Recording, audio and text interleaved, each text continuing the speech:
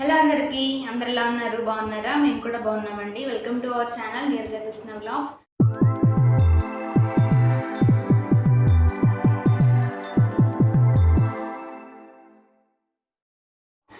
Big Boss review start చేశాను కదా నేను కూడా.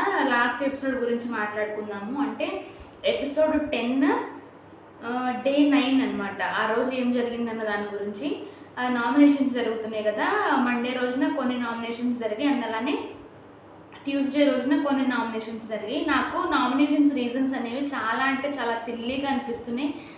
చిన్న చిన్న వాటికి కూడా అంటే పర్సనల్గా కూర్చొని డిస్కస్ చేసుకుంటే క్లియర్ అయిపోయి వాటికి కూడా నామినేషన్స్ దాకా తీసుకొచ్చి నాకు ఈ పాయింట్ వల్లనే నేను నామినేట్ చేస్తాను, లేదంటే నాకు ఇంకా వేరే పాయింట్స్ దొరకట్లేదు అని చెప్పి సిల్లీ వాటికి చేస్తున్నారు. నేను వాటి గురించి మాట్లాడదాం అనుకుంటున్నాను ఇక్కడ. అంటే నాకు అన్ఫేర్గా అనిపించింది, ఇది కరెక్ట్ కాదు, నామినేషన్ పాయింట్ ఇది కాదు అనిపించింది. అండ్ ఫస్ట్ టాపిక్ వచ్చేసి ప్రేరణ మీద.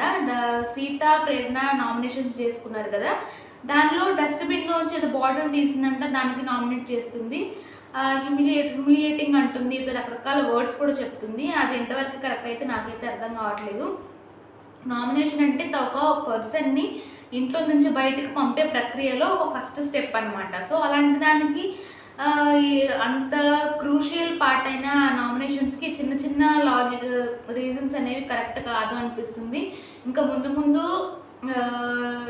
నామినేషన్స్లో ఇంకా కొంచెం వ్యాలిడ్ పాయింట్స్తో చేస్తే బాగుండు అనిపిస్తుంది. ఆల్మోస్ట్ అందరినీ నామినేట్ చేయడం జరిగింది. ఒక్కొక్కరు మాత్రం సేవ్ అయ్యారు. అతని పేరెంట్ నాకు అంత ఐడియా లేదనమాట.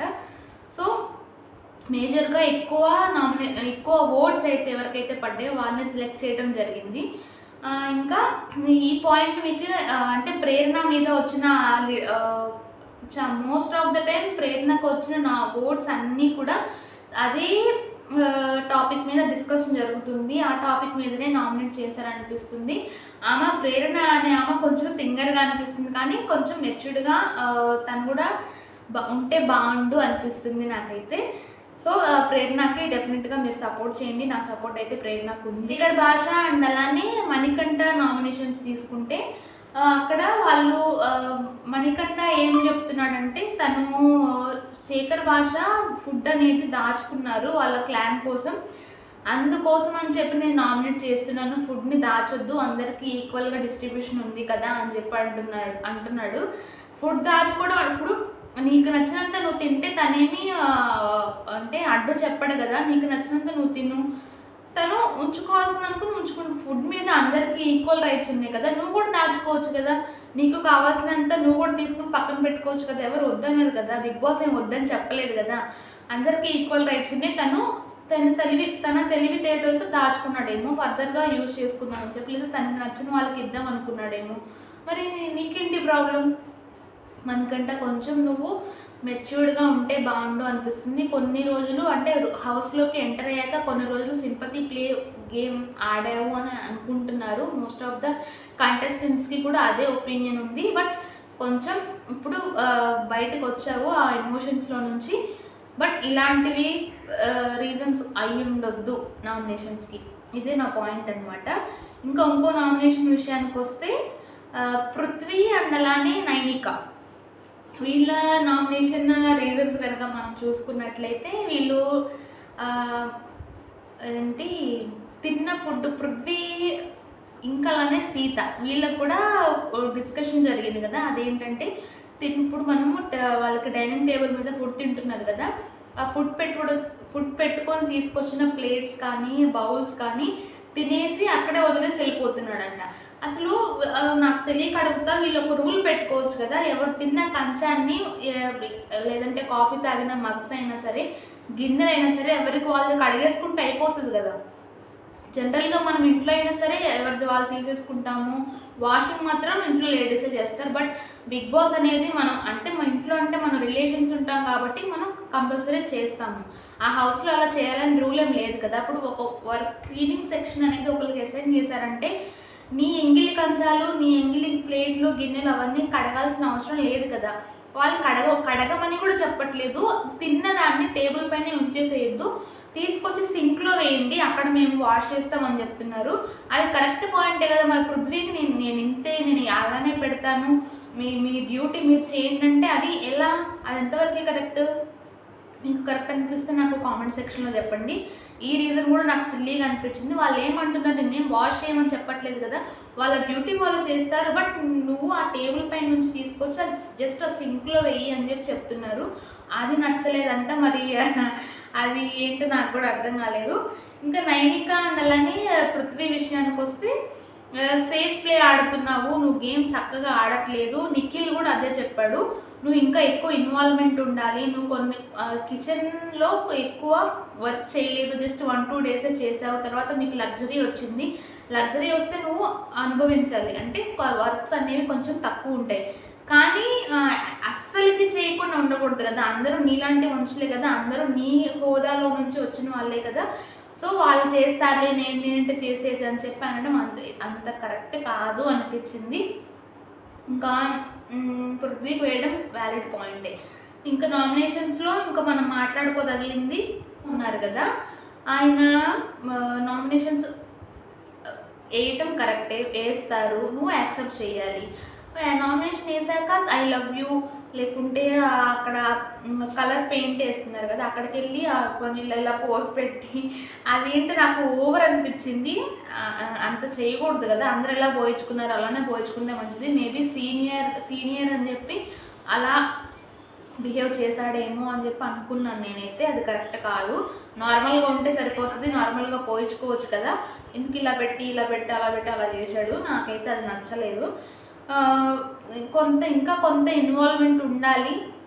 నేనేంటి వాళ్ళ పని చేసేది, వాళ్ళేంటి నా పని చేసేది, అలా కాకుండా ఈక్వల్గా షేరింగ్ చేసుకోండి, అప్పుడే బాగుంటుంది. ఎనీవే ఫేసెస్ అన్నీ కొత్తగా అనిపిస్తున్నాయి. 14 కంటెస్టెంట్స్లో 15లో ఒకటి ఎలిమినేట్ అయిపోయారు కదా వేవక్క, ఇంకా 14 ఉన్నారు. ఓటింగ్స్ అనేవి కూడా స్టార్ట్ అయిపోయింది. మీ ఫేవరెట్ కంటెస్టెంట్స్కి డెఫినెట్గా ఓటేసి సపోర్ట్ చేయండి. ఇంకా ఇలాంటి మరిన్ని అప్డేట్స్ కోసం ప్లీజ్ నన్ను ఫాలో అవ్వండి. నామినేషన్స్ అయిపోయాక యష్మి అనేది సేవ్ అయిపోయింది కదా, ఎందుకంటే చీఫ్ వాళ్ళు ఆ టాస్క్లో గెలిచారు కాబట్టి యష్మికి బిగ్ బాస్ ఆ నామినేషన్ వరకు రిలీఫ్ ఇచ్చారనమాట. సో తనని నామినేట్ చేయడానికి వీలు లేదు. లాస్ట్లో నామినేషన్స్ అయిపోయాక ఆమెకు ఒక సూపర్ పవర్ కూడా ఇచ్చారు, ఏంటంటే నామినేట్ అయిన వాళ్ళల్లో ఒకరిని తీసేసి ఇంకొకరిని యాడ్ చేయమని చెప్పి, నామినేట్ అవ్వని వాళ్ళల్లో. అప్పుడు ఆమె చేసింది ప్రేరణని సేవ్ చేసి విష్ణుప్రియాన్ అనేది నామినేట్ చేయడం జరిగింది. ప్రేరణని సేవ్ చేయడం వల్ల ఓకే, నేను కూడా ఒప్పుకుంటాను, ఎందుకంటే ఆమెను సిల్లీ రీజన్లో డస్ట్బిన్లో వాటర్ బాటిల్ ఉందని చెప్పి నామినేట్ చేశారు. ఆమెకి వ్యాలిడ్ పాయింట్తో చేయలేదు అనిపించింది. సో యష్మి అనేది ఆమె విట్నెస్ కాబట్టి, ఆ ఇన్సిడెంట్ జరిగినప్పుడు ఆమె ఉన్నది కాబట్టి, what is right what is wrong అనేది తను చూసింది కాబట్టి ప్రేరణది నామినేషన్ అనేది కరెక్ట్ కాదు అని చెప్పి ప్రేరణని సేవ్ చేసింది. ఓకే, అంతవరకు బాగానే ఉంది. విష్ణుప్రియాని నామినేట్ చేసింది కదా, దానికి ఆ రీజన్ ఏం చెప్పింది, నువ్వు అంతా ఎమోషనల్గా తీసుకుంటున్నావు, ఏదైనా స్పోర్టివ్గా ఉండాలి, స్పోర్టివ్గా తీసుకోవాలి, అందువల్ల నిన్ను ఇది నామినేట్ చేస్తున్నాను అని చెప్పి చెప్పింది. కరెక్టేనా? ఆ పాయింట్ మీకు కరెక్ట్ అనిపించిందా? విష్ణుప్రియకి సపోర్ట్ చేసే వాళ్ళు నాకు కామెంట్ సెక్షన్లో చెప్పండి, వాళ్ళలో నేను కూడా ఉన్నాను. సోనియా విషయానికి వస్తే సోనియా పెద్ద పుడింగిలాగా మాట్లాడుతుంది చెప్పాలంటే. ఆమె ఏదో చదువుకుందంట, హైయర్ ఎడ్యుకేషన్ అంట. విష్ణుప్రియను సోనియా విషయానికి వస్తే సోనియా మాట్లాడింది చాలా అంటే చాలా తప్పు. మీకు కూడా అలానే అనిపించిందా? నాకు కామెంట్ సెక్షన్లో చెప్పండి. నీ చదువు నీ వరకే ఉంచుకో, నీ తెలివి నీ దగ్గరే ఉంచుకో, అంతేకాని నేనేదో పెద్ద మేధావిని అని చెప్పి ఎదుటి వాళ్ళని బ్లేమ్, క్యారెక్టర్ అసాసినేషన్ చేస్తుంది. ఇప్పుడు ఏదైనా నీకు ఒక విషయం నచ్చలేదంటే అక్కడే చెప్పేసి, అంతేగాని నీకు లీడర్షిప్ క్వాలిటీసే లేవు, మీకు గేమ్ ఆడటమే రాదు. సీతను కూడా అనింది అలానే. విష్ణుప్రియని కూడా కొంచెం ఎక్కువగా మాటలు అనేది వదిలేసినట్టు అనిపించింది. ఇప్పుడు విష్ణుప్రియని అంటుంది కదా, నువ్వు అడల్టరీ కామెడీ చేస్తావు, నీ క్యారెక్టరే అంతా, నీ డ్రెస్సింగ్ సెన్సే అంతా, నువ్వు అలా డ్రెస్ చేసుకున్నప్పుడు ఎవరో పక్కన వాళ్ళకి అన్కంఫర్టబుల్ అనిపించింది, అది నీకు తెలియలేదా, నీకు ఆ మాత్రం సెన్స్ లేదా అని చెప్పి ఇష్టం వచ్చినట్టు రకరకాలుగా మాట్లాడింది. అదైతే చాలా తప్పు, అందరూ మనం ఖండించాలి. మరి తను చేసేది ఏంటి? ఇప్పుడు తను చదువుకుంది, ఎదుటి పర్సనాలిటీ నీకు విష్ణుప్రియ ఇంకో మాట కూడా అంది, నీకు అంత స్పేస్ లేదు నా దగ్గర అంటే ఒక వ్యక్తి తను మాట్లాడడానికి వచ్చినప్పుడు లేదంటే తను మింగిల్ అవ్వడానికి ట్రై చేస్తున్నప్పుడు నువ్వు నా దగ్గరికి రావద్దు, నీకు ఆ స్పేస్ లేదు అంటే అది ముఖం మీద ఎలా చెప్తాము? ఆ కామన్ సెన్స్ కూడా లేకుండా ఆమె అసలు ఎలా మాట్లాడిందో నాకైతే అర్థం కావట్లేదు. నువ్వు నా దగ్గరకు రావద్దు, నాతో మాట్లాడొద్దు అని చెప్పి అంటుంది.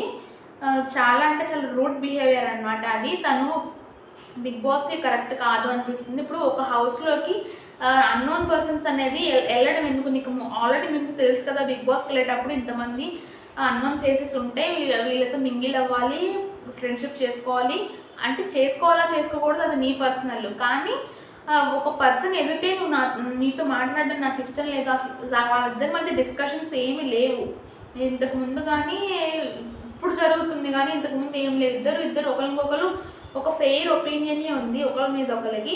బట్ మరి ఎందుకు అలా మాట్లాడిందో నాకైతే అర్థం కాలేదు. లేదంటే అది కూడా ఒక వాళ్ళ స్ట్రాటజీనా, లేదంటే ఈమె విష్ణుప్రియ అనేది కొంచెం ఫేమస్ పర్సనాలిటీ కదా, యాంకర్గాను కొంచెం అట్లా ఆమె మీద కొంచెం నెగిటివ్ అయితే ఈమె వాల్యూ అనేది ఏమన్నా పెరుగుతుంది అని చెప్పి అనుకుంటుందో నాకైతే అర్థం కాలేదు. మీకు ఆ డిస్కషన్ అనేది కరెక్ట్ అనిపించిందా కాదా నాకు కామెంట్ సెక్షన్లో చెప్పండి. అండ్ అలానే ఇంకా నామినేషన్స్ అన్నీ అయిపోయినాయి కదా, పాపం అందరికీ ఎల్లో, బ్లూ, రెడ్ ఈ 3 కలర్స్ పెట్టారు కదా, మరి అది పోతుందో తెలియదు కానీ పాపం అందరూ ఘోరంగా ఉన్నారు చూడటానికి. ఎనీవే ఒక్కళ్ళు మాత్రం ఆయన పేరు నాకు తెలియదు, ఆయన మాత్రం సేవ్ అయ్యాడు అనమాట. అంటే అసలు ఏ నామినేషన్ పడలేదు నాకు. ఆయన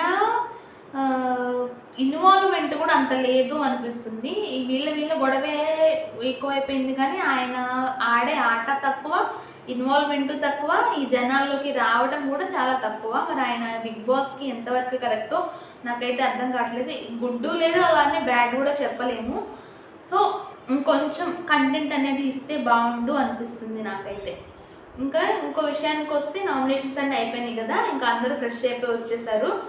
ఇంకా బిగ్ బాస్ వచ్చిన పాపం అందరూ వంటలు చేసుకొని కూర్చున్నారు. మరి భోజనం మరి ఎంతవరకు తిన్నారు ఎంతవరకు తినలేదు అనేది తెలియదు. ఫుడ్ లాక్డౌన్ అని చెప్పి ఒక పెద్ద బాంబు పేల్చాడు అనమాట వాళ్ళ దగ్గర. ఏం చెప్పాడు, ప్రతిదీ మీరే సంపాదించుకోవాలి, తినడానికైనా ఏదైనా సరే. సో అందుకోసం అని చెప్పి ఆ ఫుడ్ను వాళ్ళు ప్రిపేర్ చేసుకున్న ఫుడ్ని కానీ లేదంటే ఇంట్లో ఉన్న ఎలాంటి ఫుడ్ తినే ఐటమ్స్ ఏమైనా సరే మొత్తం స్టోరేజ్ రూమ్లో పెట్టేసేయండి అని చెప్పి ఒక పెద్ద అనౌన్స్మెంట్ ఇచ్చారు. పాపం అది కూడా నాకు చాలా అంటే చాలా కొంచెం ఏమంటే బాధాకరంగా అనిపించింది. అది కరెక్ట్ కాదేమో అని చెప్పి. బట్ బిగ్ బాస్ అంటేనే టాస్క్లు, బిగ్ బాస్ అంటేనే ట్విస్ట్లు కదా, ఒక్కదానితో అసలు ఏ ట్విస్ట్లు ఎలాంటి ట్విస్ట్లు వస్తాయో అది మనం చెప్పలేము. సో పాపం వాళ్ళకి తినే అంతా కొంతమంది పప్పు కూర రైస్ అది ఏదో ప్రిపేర్ చేసుకుని ఉన్నారు, అది మొత్తం పెట్టేశారు. పాపం వాళ్ళ ఎవరైనా మనం తిండి కోసమే కదా ఏ పని చేసుకున్నా. బిగ్ బాస్ కూడా కొంచెం ఆలోచించి కొంత టైం ఇచ్చారనమాట. మరి ఎంత టైమో తెలీదు, 10 minutes అవ్వచ్చు, అది పావు గంట అవ్వచ్చు. అంత టైంలోనే మీరు ఎంత తినాలనుకుంటున్నారో అంత తినేసేయండి అని చెప్తే అందరూ ఈ నామినేషన్ గొడవ ఇదంతా మర్చిపోయి హాయిగా ఒకరికొకరు పెట్టేసుకున్నారు. ఆ పూటకి హ్యాపీగా తిన్నారు అనిపించింది అందరూ. ఆదిత్య ఓం గమనించారా, అందరూ ఇలా బిగ్ బాస్ ఆ టైం ఇచ్చేసరికి అందరూ హడావిడిగా ఎవరికి ఏది కావాలి, ఏది ఎక్కడుంది, మనం ఏది తినాలి అని చెప్పి వాళ్ళ హడావిడిలో వాళ్ళు ఉంటే, ఆదిత్య ఓం మాత్రం ఆ సోఫా ఏరియాలోనే అక్కడ కూర్చొని ఆలోచిస్తూ ఉన్నాడు అనమాట. ఏంటిది అంటే ఇలాంటి టాస్క్లు కూడా ఉంటాయా, ఇలా కూడా చెయ్యాలా అని చెప్పి ఆలోచించుంటాడు నాకు తెలిసి. బట్ లాస్ట్లో ఆయన కూడా తిన్నాడులేండి. ఆయన కూడా యష్మి వచ్చి అడిగింది కూడా, సార్ మీరు తిన్నారా అని చెప్పి అలా తినేసి స్టోర్ రూమ్లో అనేది పెట్టడం జరిగింది. మరి నెక్స్ట్ వెన్స్డే రోజున ఏం జరుగుతుంది, అసలు ఏమేమి ట్విస్ట్లు ఉంటాయి, ఎలాంటి టాస్క్లు ఉంటాయని చెప్పి మళ్ళీ మీ ముందుకు రివ్యూస్ ఇస్తూ ఉంటాను. హోప్ నన్ను సబ్స్క్రైబ్ చేసుకోండి. ఇలాంటి మరిన్ని అప్డేట్స్ కోసం న్యాయంగా ఎవరు ఆడుతున్నారో నేను ముందు నుంచి చెప్తున్నాను. న్యాయంగా ఎవరు ఆడుతున్నారో, బిగ్ బాస్కి ఎవరు అర్హులు అన్న వాళ్ళనే మనం సపోర్ట్ చేద్దాం. Thank you, bye.